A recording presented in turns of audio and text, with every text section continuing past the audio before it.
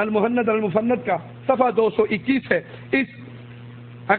اسی عقیدے کو بیان کرتے ہوئے تھانوی صاحب کے حوالے سے کہتے ہیں ہمارے نزدیک اور ہمارے مشائخ کے نزدیک اللہ کے نبی صلی اللہ علیہ وسلم اپنی قبر مبارک میں زندہ ہیں۔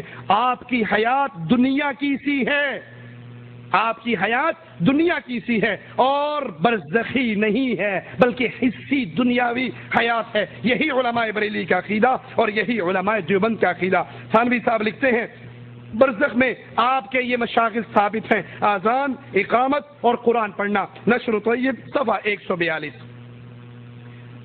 رسول اللہ صلی اللہ علیہ وسلم کی نبوت میں کسی اور کا حصہ نہیں ہے۔ اللہ کے نبی صلی اللہ علیہ وسلم نے مسئلے کو واضح کرنے کے لیے عمر ابن خطاب کو یہاں تک کہا تھا جب ان کے ہاتھ میں تورات کا ورقہ دیکھا تھا، لو کان موسیٰ حیا، آج موسیٰ علیہ السلام زندہ ہوتے تو ان کو بھی میری اتباع ہی کرنی پڑتی، میرے پیچھے ہی چلنا پڑتا، لیکن اللہ کے نبی صلی اللہ علیہ وسلم کی رسالت میں علماء بریلی کیسے اپنے بزرگوں کو شامل کرتے ہیں، یہ ہمارے ہاتھ میں تذکرہ غوثیہ ہے جس کا صفحہ نمبر 324 ہے۔ 324 صفحہ پر وہ ایک اپنے پیر اور مرید کا قصہ بیان کرتے ہیں کہ ہمارے پیر ابو بکر شبلی کے پاس 2 شخص بیعت کے ارادے سے حاضر ہوئے۔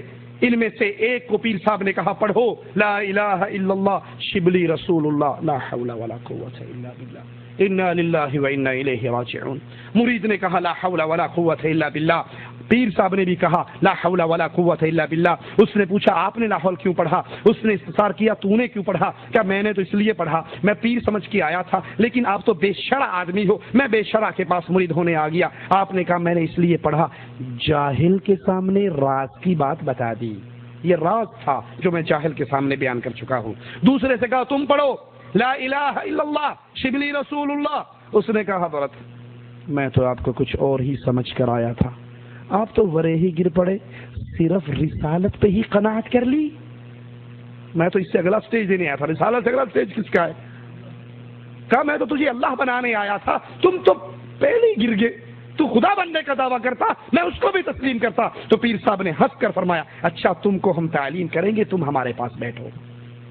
یہ علماء بریلی کا عقیدہ اور سیم یہی عقیدہ علماء دیوبند کا ہے۔ یہ ہمارے ہاتھ کے اندر رسالہ الامداد اشرف علی تھانوی صاحب کا، اس کا صفحہ نمبر 34 ہے، جہاں پر ایک مرید خواب دیکھتا ہے اور خواب میں کلمہ پڑھتا ہے لا الہ الا اللہ اشرف علی رسول اللہ، پھر ان کی آنکھ کھل جاتی ہے، ہڑبڑا کے بیٹھ جاتا ہے، پریشان ہوتا ہے میں نے کیا کلمہ پڑھا، غلطی یاد آتی ہے، زور زور سے روتا ہے، پھر اپنی غلطی کی اصلاح کرنے کے لیے اب نبی کریم صلی اللہ علیہ وسلم پر درود پڑھنے کی کوشش کرتا ہے، لیکن کہتا ہے کہ میں اب جاگ چکا ہوں، نیند ختم ہو چکی ہے، بیداری کی حالت میں ہوں، لیکن پھر بھی زبان میری کہتی ہے اللہم صلی علی سیدنا و نبینا و مولانا اشرف علی لا حول ولا قوت الا باللہ۔ یہی عقیدہ علماء بریلی کا، اپنے پیروں کو اتنا عظیم مقام دیا کہ ان کو نبی کی رسالت میں شامل کر دیا، اور یہی عقیدہ علماء دیوبند کا۔ یہ سائل سوال لکھ کر اشرف علی تھانوی صاحب کو بھیجتا ہے اور تھانوی صاحب اس کے سوال کے جواب میں کہتے ہیں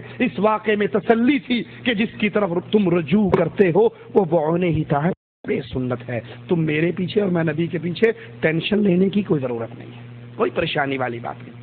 تم نے جو یہ کلمہ پڑھا ہے اور جاگ کر مجھے نبی کہہ کر مجھ پہ درود پڑھا ہے تو یہ اللہ نے پڑھوایا ہے، یہ اشارہ ہے تمہارے لیے کہ تم نے جس کو پیر پکڑا ہے وہ متبع سنت ہے، لا حول ولا قوت الا باللہ۔ اسی طرح انبیاء کی صفات کے اندر کوئی اور شریک نہیں ہو سکتا۔ انبیاء کو جو نبوت کا کام اللہ نے دیا ہے، جو ان کے اوپر وحی آتی تھی وہ انہی کا خاصہ تھا، لیکن علماء دیوبند اس کے اندر بھی اپنے پیروں کو کیسے شامل کرتے ہیں۔ یہ سوانح قاسمی ہے ہمارے ہاتھ میں، قاسم نانوتوی صاحب کی کتاب، اس کا صفحہ نمبر 301 ہے۔ حاجی امداد اللہ اپنے سارے مریدوں کو ذکر اذکار سکھایا کرتے تھے اور وہ اپنا ذکر کر کے رپورٹیں حاجی صاحب کے سامنے پیش کرتے تھے۔ تو حاجی صاحب نے ایک دن قاسم نانوتوی صاحب سے بھی پوچھا کہ تمہیں بھی تو میں نے ذکر سکھایا، تم نے مجھے کوئی رپورٹ پیش نہیں کی۔ انہوں نے کہا حضرت حالات و ثمرات تو بڑے لوگوں کو ہوتے ہیں، مجھ سے تو جتنا کام آپ نے فرمایا وہ بھی نہیں ہوتا، جو آپ نے ذکر کہا نا اتنے بار کرنا ہے،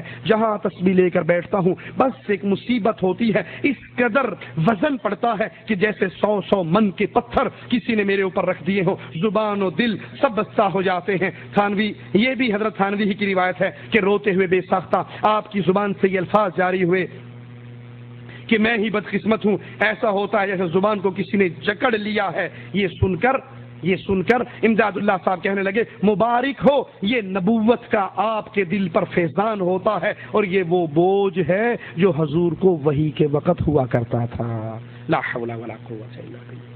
اللہ کے نبی کے وحی پر بوجھ پڑتا تھا. اب تم جب یہ کام کرتے ہو تم پر بھی یہ بوجھ پڑتا ہے. جو کام نبی سے لینا تھا وہی کام تم سے لیا جائے گا. یہ کام، یہ بوجھ، یہ نبوت کا فیضان ہے تمہارے اوپر. اور ملفوظات احمد رضا خان اپنی کتاب صفحہ 63 پر اسی کتاب کے کہتے ہیں کہ اللہ کے نبی صلی اللہ علیہ وسلم کو درد سر، بخار، وہ مبارک امراض ہیں جو انبیاء علیہ السلام کو ہوتے ہیں، اور اللہ کا شکر ہے کہ مجھے بھی اکثر بخار اور سر درد رہتا ہے. 2 سیڑھیاں چڑھ چکا ہوں، بس 2-3 کا اور انتظار ہے. لیکن برا ہو مرزا غلام قادیانی کا، جس نے ان سب کی رنگ میں بھنگ ڈال دی. وہ نہ کرتا تو یہ بیچارہ 2 سیڑھیاں چڑھ چکا تھا، بخار شروع ہو گیا تھا، سر درد ہو گیا تھا، کچھ اور بھی ہو جاتا. اس نے پہلے کہا تو بھی بخار میں ہے، میں آخری سٹیج پہ پہنچا ہوا ہوں، میرے اندر جو کچھ ہونا تھا وہ ہو گیا. لا حول ولا قوت الا باللہ. اسی طرح معصوم عن الخطا صرف